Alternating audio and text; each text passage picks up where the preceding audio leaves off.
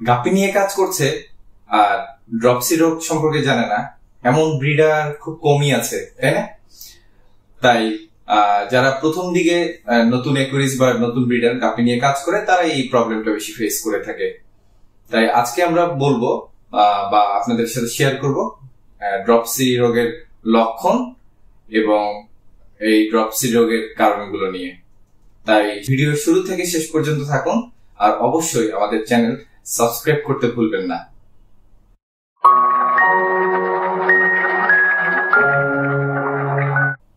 Hello everyone, আপনারা সবাই কেমন আছেন? আশা করি সবাই ভালো আছেন, সুস্থ আছেন। আজকেও শুরুতে বলেছি সেই ড্রপসি রোগ নিয়ে কাজ করব বা আপনাদের সাথে সেই কিছু তথ্য শেয়ার করব। যদি আমি কিছু নোট ডাউন করে রেখেছি যেন কোনোটা মিস না যায় এবং আপনারা খুব সহজেই সেই বিষয়গুলো জানতে পারেন এবং বুঝতে পারেন। তাহলে কথা না বাড়িয়ে আজকে আমরা সেই ড্রপসি রোগের লক্ষণগুলো আগে প্রথমে দেখি। আসলে ড্রপসি রোগটা কি যদি আমরা চিন্তা করি, ড্রপসি রোগটি হচ্ছে আসলে অভ্যন্তরীণ একটি সমস্যা। এটা হতে পারে সেই গাপ্পির কিডনি বা লিভার বা অভ্যন্তরীণ যে পার্টস গুলো রয়েছে সেগুলোতে হয়তো তার ইনফেকশন হলে এই ধরনের ড্রপসি রোগগুলো আমরা লক্ষণগুলো দেখতে পাই। তাহলে অনেক সময় দেখা যায় এই ড্রপসি রোগটা আসলে অনেকে বুঝতে পারে না, তো যার কারণে দেখা যায় মাছ খুব দ্রুত মারা যায় এবং আসলে অনেক সময় উপায় খুঁজেও আসলে সেই উপায়টা পায় না। তো প্রথমে তো আমাদেরকে আগে রোগের চিকিৎসা করার আগে তার লক্ষণগুলো বুঝতে হবে এবং তার কারণগুলো কি সেগুলো বুঝতে হবে। আজকে শুধুমাত্র আমরা লক্ষণ এবং কারণগুলো নিয়ে কথা বলবো।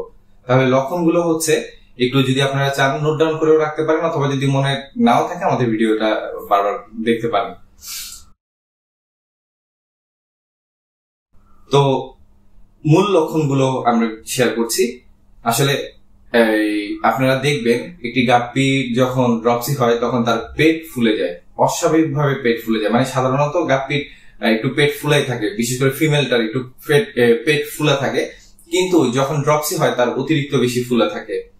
তারপরে সেকেন্ড যে লক্ষণটা দেখবেন যে পেট ফুলার পাশাপাশি আঁশগুলো একটু ছড়িয়ে থাকে কিছুটা আনারসের মতো, তো এটাও একটু নজরে রাখবেন।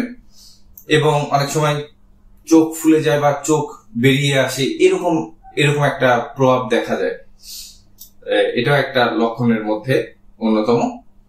এবং আরেকটা বিষয় খেয়াল করবেন, এটা পানিতে ভাসলেও যখন আপনি খাবার দেন তখন সে খাবার খায় না, শুধু ভাসতে থাকে এবং প্রায় খাবার খাওয়া বন্ধ করে দেয় এবং আস্তে আস্তে কি হয়, নিস্তেজ হয়ে যেতে থাকে এবং ট্যাঙ্কের নিচে বা একটা কোনায় বা কোথাও একটা ভেসে আছে এরকম অবস্থায় তাকে দেখতে পাবেন।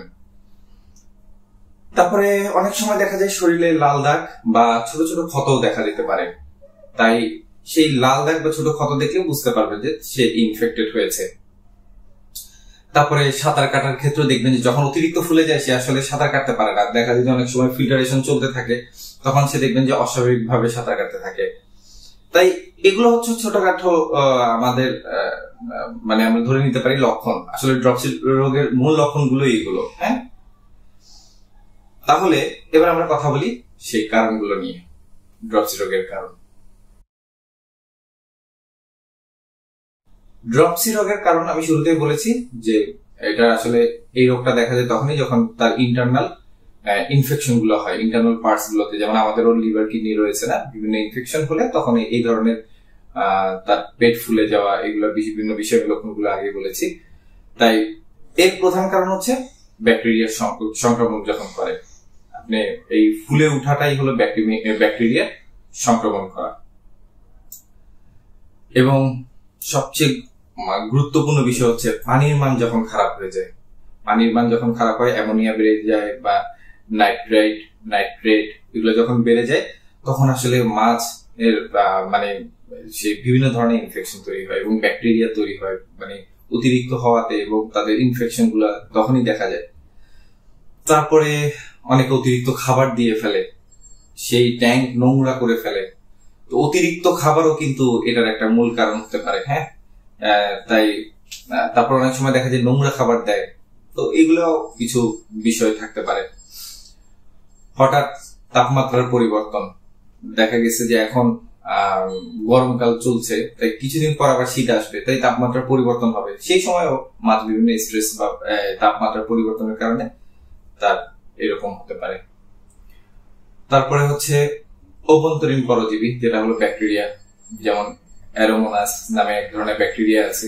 এই ধরনের ব্যাকটেরিয়া গুলো সংক্রমণ করে থাকে। তারপরে যখন স্ট্রেস বেড়ে যায়, মাছের যখন স্ট্রেস বেড়ে যায়, বা অনেক মাছ দিয়ে আপনার অ্যাকুয়ারিয়াম ভরা, আপনার গ্যাদারিং করে ফেলেছেন অনেক মাছ দিয়ে, এবং মোটামুটি রোগ প্রতিরোধ ক্ষমতাও কমে যায় বা দুর্বল থাকে, এমন মাছগুলো আসলে বেশি সংক্রমিত হয়। তারপরে যখন দীর্ঘদিন ধরে আপনার ট্যাঙ্ক কোনো পরিষ্কারই করেন নাই, তারপরে আপনার ট্যাঙ্কের পরিবেশ অনেক নোংরা, এইরকম পরিস্থিতিতে এই প্রবলেম গুলা আমরা ফেস করে থাকি বা মাছের সংক্রমিত হয়। তাই আজকে সেই লক্ষণ এবং কারণগুলো নিয়ে একটু বিবেচনা করুন। আপনারাও দেখেন আপনাদের ট্যাঙ্ক পরিষ্কার আছে কিনা, আপনারা খাবার অতিরিক্ত দিচ্ছেন কিনা, বা মাছের কোনোটা ফুলে গিয়েছে কিনা, বা এই ধরনের যে লক্ষণগুলো বলেছি সেগুলো আপনি দেখছেন কিনা। তাই কারণগুলো ফাইন্ড আউট করুন, লক্ষণগুলো ফাইন্ড আউট করুন, তারপরে আপনাদেরকে খুব শীঘ্রই জানাচ্ছি সেটার প্রতিকার। তাই সাথে থাকুন আমাদের, এবং ভিডিওটি ভালো লাগলে অবশ্যই আমাদের চ্যানেলটি সাবস্ক্রাইব করবেন। ধন্যবাদ সবাইকে।